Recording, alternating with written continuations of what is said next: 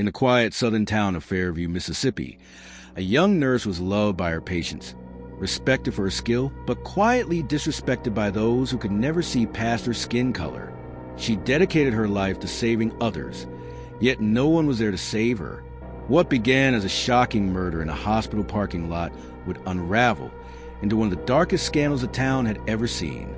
This is the story of Angela Brooks and the secret the hospital tried to bury. It was a chilly autumn evening in 2003 when Angela Brooks finished her late-night shift at Fairview General Hospital. She was exhausted, but her heart was full.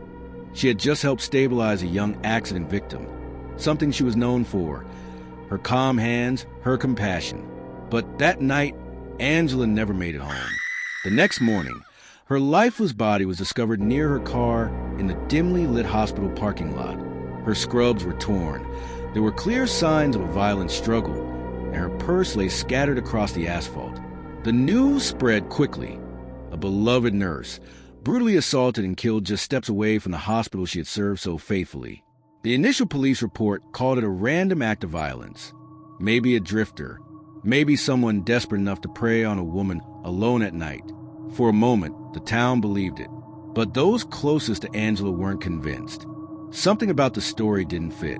Angela had always been private, but in the weeks before her death, she had shown signs of unease. She confided in a friend that someone at the hospital had been harassing her. She didn't name him directly, only referring to him as untouchable. That word lingered. Untouchable. A hospital janitor soon came forward with a detail that cracked the case wide open. He had seen Angela just days before her death in a heated exchange with Dr. Charles Whitman, the hospital's star surgeon. Whitman wasn't just a doctor. He was a doctor, wealthy, well-dressed, a man who shook hands with politicians, who donated tens of thousands of dollars to local charities, and more importantly, to the police department itself. To Fairview, Charles Whitman was a hero, but to Angela, he was a predator hiding in plain sight. At first, the investigation seemed off. CCTV footage from the hospital parking lot had malfunctioned on the exact night Angela died. Critical pieces of evidence, including Angela's work bag, vanished from police storage. Officers brushed aside leads, insisting the attack was likely random. But Angela's family refused to accept it. Her sister began pushing local reporters to look deeper. One journalist, Carla Hughes, started digging, and what she uncovered was damning. Lab techs whispered about altered reports. Whistleblowers revealed that DNA samples had been tampered with. And finally, a brave staffer leaked that fibers found in Whitman's car matched Angela's torn scrubs.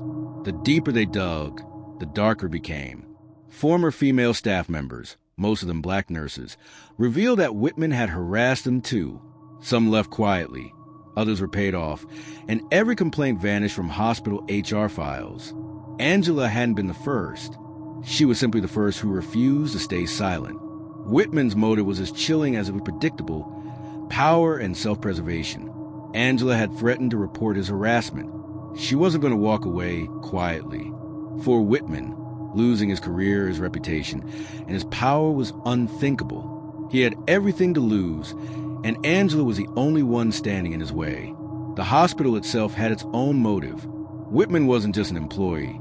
He was their golden child. His reputation brought prestige, patience, and money. And with his generous donations to the local police, the department had every reason to protect him.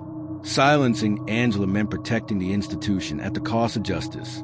When the evidence finally stacked too high to ignore, Whitman was arrested.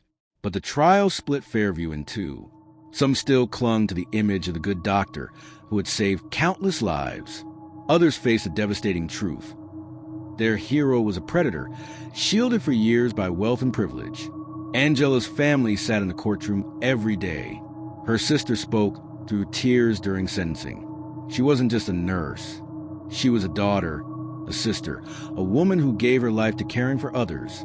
And when she needed care, when she needed protection, the very people who should have stood for her turned away. The conviction brought relief, but not peace. Because Fairview was left with a haunting question. How many others have been hurt, silenced, or ignored before Angela? Angela Brooks' story didn't just expose one man's evil. It ripped the mask off an entire system that chose money and reputation over truth and justice. Her legacy remains a painful reminder. Sometimes the real danger isn't a stranger in the night, but the respected figure in plain sight, the one everyone swore could do no wrong. And that's the story of Angela Brooks, a nurse who gave everything to her community, only to be betrayed by it. What do you think? Was justice truly served? Or did the system fail her twice? Once in life and again in death?